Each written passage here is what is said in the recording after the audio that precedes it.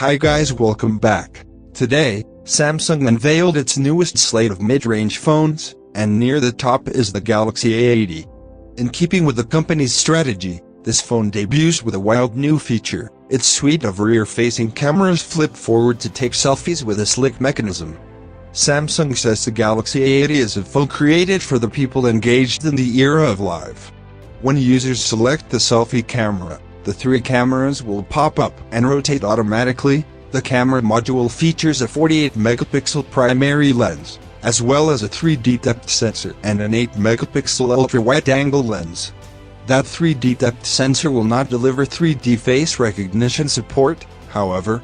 Other features include a massive 6.7-inch Full HD display with on-screen fingerprint sensor, octa-core processor, 8GB of RAM, 128GB of storage, 3700 mAh battery with 25-watt super-fast charging support, and Android 9.0 Pie.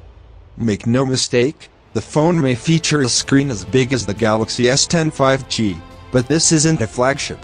That said, it won't be cheap for a mid-range phone either, as it'll cost €649 in Europe when it launches later this year.